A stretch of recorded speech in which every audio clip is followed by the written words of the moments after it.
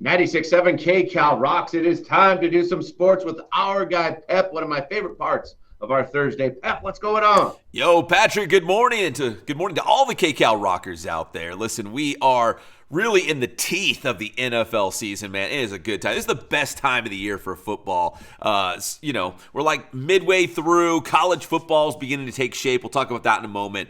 But we kind of forget the NBA season is already tipped off. And I'll be honest, the other night I was watching some highlights and I saw those wacky courts where it's all like brightly colored and it doesn't look like a traditional basketball court. And I was like, wait, what's going on? And then I remembered, the old in-season tournament, or the NBA Cup, as they're calling it now. And don't forget, the Lakers are the defending in-season world champions, defeating Indiana last year. But that's what's going on right now. The in-season tournament, or AKA the NBA Cup, as they call it now, with all those wacky courts and bright colors.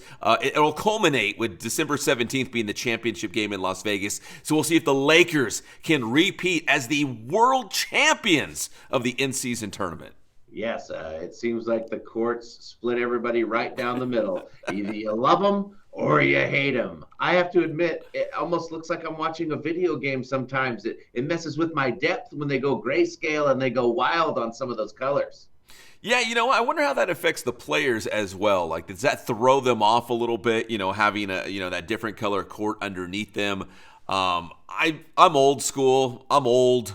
I'm boring. I'm plain. I like the oldest hardwood. I just want to see the hardwood in the lines. But that's just me. Like there's a new generation that probably enjoys that. Like they like to change it up, and it doesn't stay that way. It's only for the prestige of the in-season NBA Cup tournament. But I'm old, man. I'm plain. I'm vanilla. I just want the old hardwood.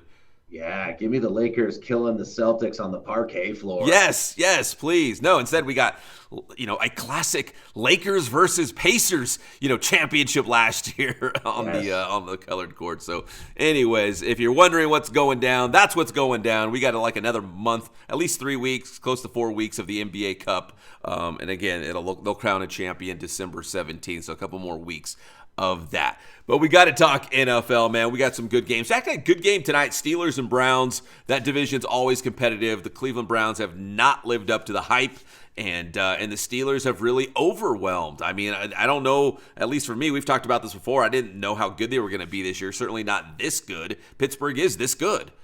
They are this good, and the Browns, there's already hot seat talk for Stefanski, so we'll see what happens with him. Yeah, there's already a lot of talk about some NFL head coaching jobs out there that are going to be open. Of course, Bill Belichick's name is floating around a lot of those jobs in Dallas, right? Dallas is one of those jobs that they're already talking about. So Dallas, Jacksonville, we'll have to see what happens. So we'll be on Belichick watch, won't we? Yeah, and in a couple minutes, I'm going to bring up another job that has some college football ties to it in a moment as well. But some good games this weekend. The team that, we talk about Pittsburgh kind of surprising some people. How about the Denver Broncos? The Broncos are going to play the Raiders this weekend. The Broncos shoulda, coulda beat Kansas City. Bo Nix, maybe outside of Jaden Daniels, Bo Nix has been the best rookie quarterback in this class. Sean Payton's figuring it out. I mean, nothing against Russell Wilson, who's, having success with the Steelers, but they got rid of, let rest cook, and all of a sudden Denver is legit. I think we kind of see the method to Sean Payton's madness where he just kind of had to be a jerk and act like he hated Russell Wilson or, make it look like Russell sucked to get him out of there because the word is he wanted to draft Bo Nix. And it certainly looks like a good decision. He knew that he played a lot of college games, and it looks like another Drew Brees is what they're throwing around. Yeah, like he could be. And remember, Bo Nix was in college for like 20 years. It's not like he's this rookie who came in with not a lot of experience. No, this guy played in the SEC. He played in the Pac-12. He played in some big games. He was ready. Like, he was seasoned. It's not like he has to sit on the bench and get ready. He was ready to play right now. And there's some talk, he doesn't have the arm strength. Sean Payton is like, the longest play we have is 50 yards. He can throw it 55, 60 yards in the air. That's fine. That works for me. That's plenty of arm. Yeah, it's plenty. For what Denver wants to do, he's the guy, and it's working out. And Denver is a playoff team right now. They look like they're going to be in the playoff hunt, and that AFC West is is just brutal right now with the Chargers, the resurgence of the lightning bolts, and Kansas City is Kansas City. So, and speaking of the Chargers, they're going to be on Monday Night Football. They're going to play the Baltimore Ravens. So it's brother versus brother, the Harbaughs going head to head. Yes, the Harbaugh. Or Super Bowl, they used to joke about, the right? Super Bowl. I like that one. I heard the Harbaugh, but the Super Bowl, that's pretty funny as well. But they've done it before, of course, in the Super Bowl when Jim Harbaugh was the head coach of my 49ers. So it's happened before, but now as the Lightning Bolts, as the head coach of the Lightning Bolts, now they're going to go head-to-head on Monday Night Football. So that one's going to be a lot of fun. And the old power outage in New Orleans is what I remember. Oh, yes, that's what I remember as well. Appropriately, perfect timing down there. Conspiracy theorists want to know. We want to know. And the other game I wanted to touch on real quick, the other SoCal team, the Rams, flex to Sunday Night Football. They'll be in primetime as they take on the Philadelphia Eagles. And if you're not watching the Eagles very closely, they seem to have kind of figured it out. They kind of found their footing again. And they look like they're going to be a force in the NFC. And meanwhile, the Rams, hot and cold. Every single week, hot and cold. You never know. Like, are they going to lay an egg against Miami? Or are they going to, Stafford going to throw 4 touchdowns? They're going to, pick up a big road win in New England. It's hot and cold. You just don't know with this Rams team.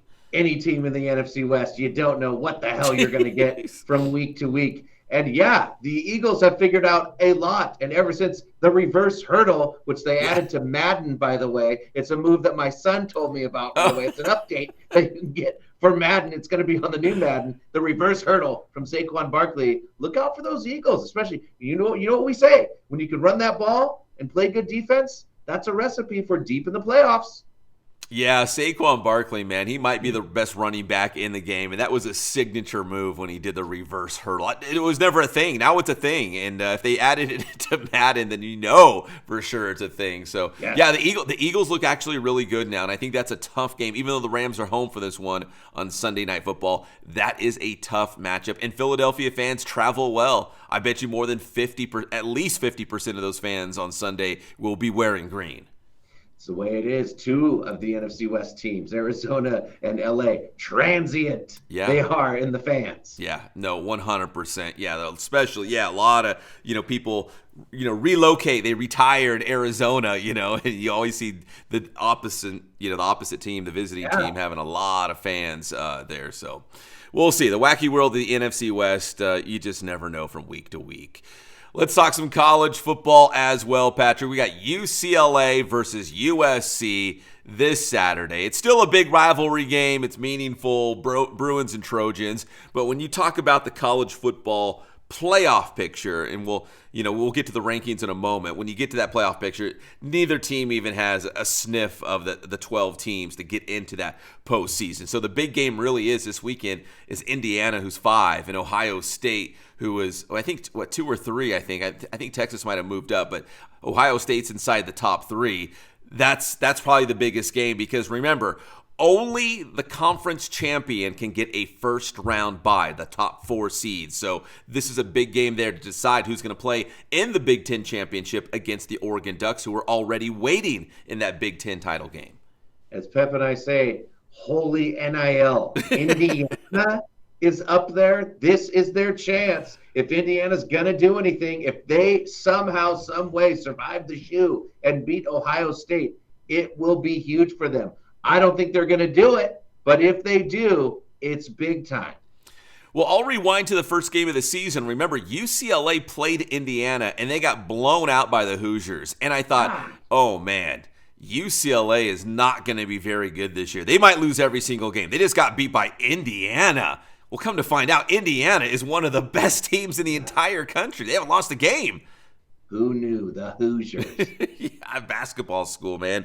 So right now, if you looked at the playoffs, the Big Ten champion would go in, which, we'll say for Oregon right now for the sake of our conversation. The SEC champion would go in. Who knows who that's going to be? I really have no. Georgia, Alabama, you pick. The ACC champion, which will probably be Miami, and Boise State. They're going to be your Mountain West Conference champion because when you look at it, the Big 12 champion, the record's probably not going to be good enough to be one of those first 4 seeds. So those would be your 4 top teams, and the best team left out of the top 12 right now, at least, would be Tennessee. We knew this was going to be exciting. We just got a couple weeks left, and again, here we are on another big weekend, which is going to shuffle the order. Yeah. Once again, it is like putting a bunch of dice in the old Yahtzee cup and see what happens.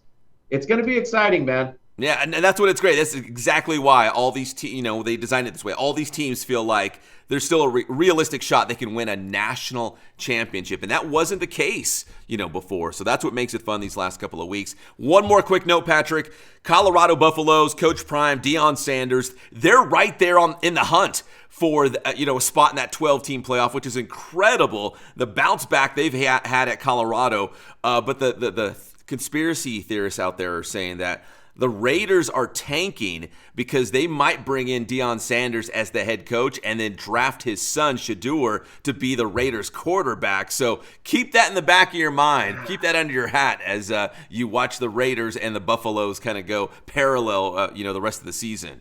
That is one more thing we got to keep our eye on, because there's the Cowboys rumors that are going around, the Raiders rumors. And then there's also the rumor that he is happy at Colorado. Yes. And he wants to stay there. And he's about to flip a top quarterback recruit. So we may see if he pulls a real good quarterback to put behind his son, he may stay in Boulder. He has said that. He said he is happy. He likes it in Boulder. He likes being the head coach of the Colorado Buffaloes. But we also know he likes money. He likes a lot of money. And if Jerry Jones wants him in Dallas, or the Raiders will be, hey, we're going to draft your son, we're going to bring you in, you name the price, we're going to make this happen. I think it's a realistic possibility, but is he happy right now in Colorado? Yes. As he should be. They sucked until his son he got there. And now whether you love him or hate him, you have to give him some credit on the coaching job that he has done this year. Colorado is ranked and has all those wins. I think it's amazing. The Coach of the Year honors could be headed his way, if you ask me. Before he got there, the Buffaloes were the worst team in the Power 5 conferences. The worst. And now they might be a 12-team playoff team. Who knew? Pep knew. That's why we got Pep in the house, man. Monday we will have a lot to talk about because there's going to be some changes. That's why we got our guy Pep. Tell him how to get your stuff. Coach Prime. Yeah. Get my stuff on Inland Sports, Facebook, Instagram, Twitter. You can find me on Inland Sports, also on YouTube. That's Inland Sports. Thanks, Pep.